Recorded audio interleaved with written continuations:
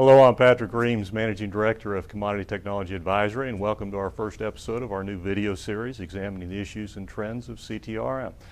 We're very pleased today to have with us our first guest in this new series, Mr. Ray Hood, President and CEO of Allegro Development. Ray, thanks so much for being here today. Patrick, pleasure to be here. Thank you for inviting me. Well, it's great to have you. You've been on the board of directors of Allegro Development for some time now.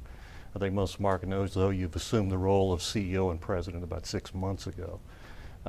In this new role, what have you found to be your biggest challenge?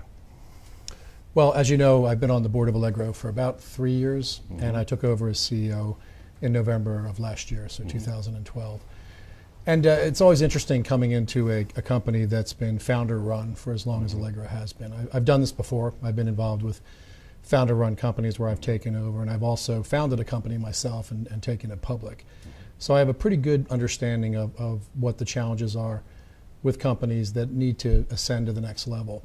And really it starts with an examination of who's currently in the company and who's running it, and then determining where we need to supplement and add people. So in the short time that I've been there, I've been very lucky in finding some really talented people inside of Allegro, and we've made some major promotions of those people.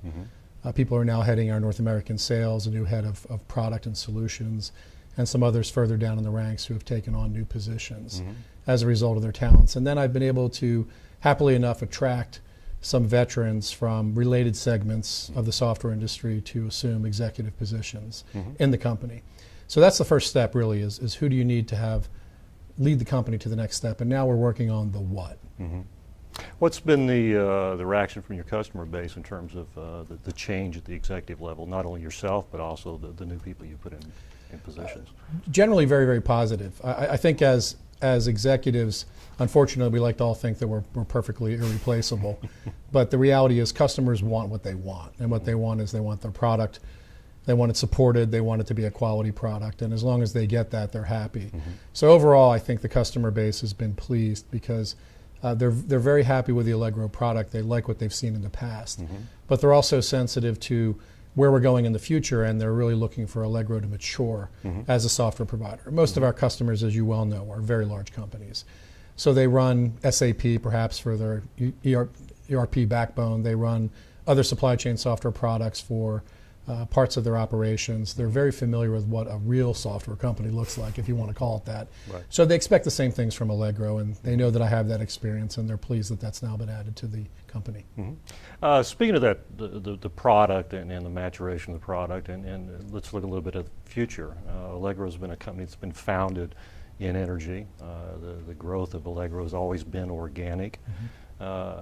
You've not, as opposed to the other top companies in the space, pursued M&A activities. Do you see that strategy continuing, or do you see possibly looking at some M&A in the future? Well, there's little doubt that Allegro is energy focused. That's what we do. That's what we do best. People may not realize, though, that we do play in agricultural commodities fairly extensively. We have a number of customers who are energy providers, but who also trade ags because they're ethanol producers, for example. And we also have a number of customers who are pure agricultural commodity players. So we've been dabbling in that area. Going forward, really, we're going to focus primarily on energy because it's what we do best, I think, end to end, better than anyone. But we are definitely moving into other commodities. We're just going to do it in a very methodical way. We're going to do it using the existing customer base as a wedge into those markets. But those markets are frankly too large to ignore. And we're already there, so there's no sense in not pursuing that opportunity further. Speaking of energy markets, in North America, we see that energy is a bit of a challenging environment as a technology provider. Natural gas power prices are low and volatility is low. We've got Dodd-Frank upsetting the marketplace, creating a lot of uncertainty. We've got a very similar situation in Europe with EMIR, REMIT, and the alphabet soup, as I like to call it, of regulation emerging over there, and the ongoing euro crisis. These have affected the markets for a lot of vendors. How does the market look for you in terms of the North American and European markets? Well, to be honest with you, the volatility in the markets, both from a price perspective, new supply coming on board, the regulatory environment, if anything, that's a boon for software companies. And Allegro is a company that's providing its customers with a way to manage that risk and to manage their regulatory compliance. This really is a very good time for us. When I first joined the board of Allegro 3.5 years back, the thought at the time was that this is a maturing market and maybe is sort of at the, not the end of its growth cycle, but slowing down of its growth cycle. What I've seen happen, though, over the last few years, the combination of the new energy sources in North America, the shutdown of nuclear plants in Germany and Japan, the rise of India and China sort of setting a floor under global prices, and then the regulatory environment adding on top of that, I think it's actually become a better market and a faster growing market. I feel very good about where Allegro is right now. As you mentioned earlier in one of your questions, we are a pure play. We don't have 4 or 5 different software products that we're trying to integrate. We have one single platform. It's very flexible, and it allows us to address a lot of concerns for our customers. And we're actually seeing tremendous growth. And we're seeing it not just domestically in America, but also in Canada.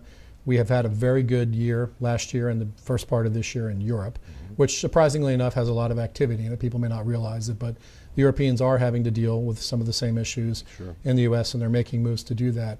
And then we see tremendous upside in Asia-Pac. I've got new executives installed internationally who are familiar with those markets, who've been successful selling high-end applications into those markets. They've worked with me before.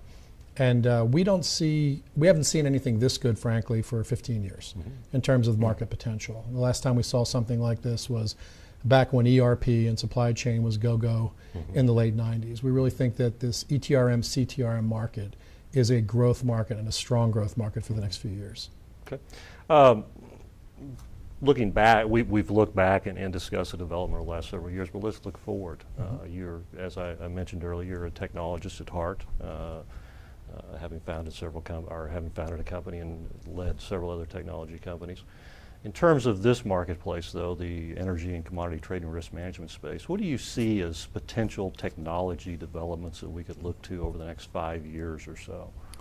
Well, I think there's going to be a couple of big ones that are going to impact us. First, the systems that are provided by Allegro and others are essentially keeping the books and managing the basic risk of companies.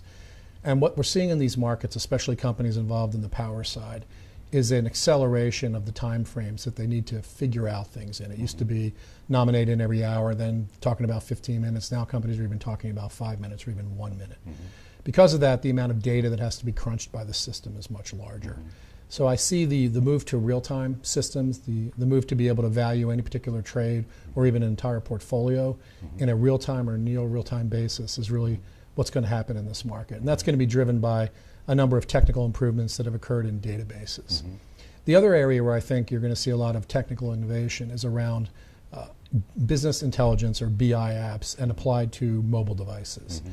The idea that we take information that's embedded in our system, we elevate it through a BI tool, and then we make it available to an executive, a decision maker, a trader on their mobile device, their tablet, their phone, so they can actually make a decision right then and there with the data. Do I trade something? Do I hedge something? Do I move in something, move out of something?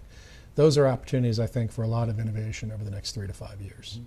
Terrific. Unfortunately, we're out of time, right? I very much, again, appreciate you being our first guest on our new video series. It's been a great conversation. I appreciate you coming by. Thanks, Patrick. Hope to do many more of these. Thank you. Look forward to it. So that's it for us at Commodity Technology Advisory. Our first episode of Trends and Issues in CTRM is now in the can. Look for additional episodes in the future on our website, comtechadvisory.com, and we look forward to seeing you again soon. Thanks a lot.